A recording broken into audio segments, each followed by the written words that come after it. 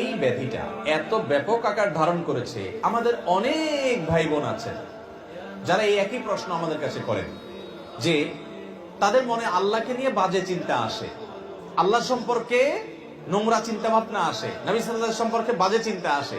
আপনি চিন্তা করুন তো, এই রোগটা যার মধ্যে আসে, এই আশাটা সেই লোকটাকে যদি অস্থির করে দেয়, তাহলে বুঝতে হবে এই লোকটা আসলে ঈমানদার, তার পেরেশান হওয়ার কোনো কারণ নেই।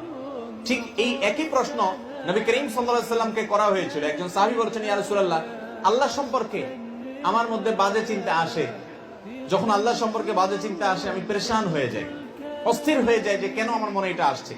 নবী করিম সাল্লাল্লাহু আলাইহি ওয়াসাল্লাম বলেছেন, যাকা নাফসুল ঈমান, তোমার মনে আল্লাহ সম্পর্কে বাজে চিন্তা আসছে, আসার পরে তোমার মনটা অস্থির হয়ে গেছে, এটাই তো তোমার ভিতরে ঈমান থাকার দলিল। কারণ খালি ঘরে চোর আসে না, যেই ঘরে টাকা পয়সা জিনিসপত্র থাকে ওখানে চোর যায়। তোমার মনের ভিতরে শয়তান এসে তোমার ভিতরে যেহেতু ঈমান আছে, এই জন্য বাজে চিন্তা ঢুকাচ্ছে, তোমার ঈমান নষ্ট করার চেষ্টা করছে। তুমি সেটা টের পেয়ে গেছো, অস্থির হচ্ছ, পেরেশান হচ্ছ, এর মানে হলো তোমার ভিতরে ঈমান আছে। এটা ঈমান থাকার প্রমাণ, তোমার টেনশনের কারণ নাই, বরং আল্লাহ শুকর আদায় করবা, আর এটাকে একেবারেই আমলে নিবে না।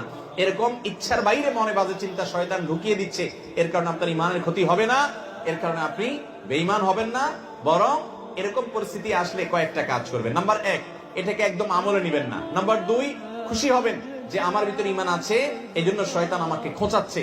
কোন অমুসলিম, কোন ভিন্ন ধর্মের অনুসারী কিংবা কোন নাস্তিক জীবনে এই কথা বলবে না যে তার মনে এরকম হঠাৎ হঠাৎ বাজে চিন্তা আসে, কারণ ওর ভিতরে তো ঈমানই নাই। শয়তান তার কাছ থেকে ঈমান ছিনিয়ে নেওয়ার চেষ্টাই করবে না।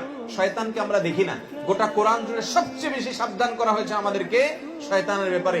আদুউন মুবিন আল্লাহ তাআলা বলেছেন, সে শয়তান সম্পর্কে আমাদের ধারণাই নেই, আমরা জানি না।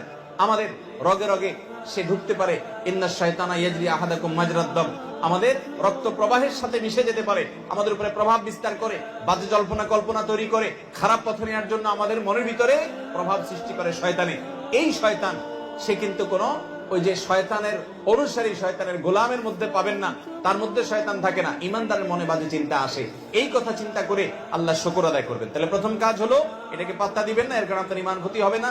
দ্বিতীয় কাজ হলো আল্লাহ শুকর আদায় করবেন, আমার মধ্যে ঈমান আছে দেখেই আমার মধ্যে এগুলো আসছে, নবীজি বলেছেন সেটা। নাম্বার 3, এরকম বাজে চিন্তা আসলে আমানতু বিল্লাহি ওয়া রাসূলিহি, এটা পড়বেন, আমানতু বিল্লাহি ওয়া রাসূলিহি, আমি আল্লাহ এবং তার রাসূলের প্রতি ঈমান আনলাম। এটা বললে দেখবেন যে মন থেকে এই শয়তান দূর হয়ে গেছে।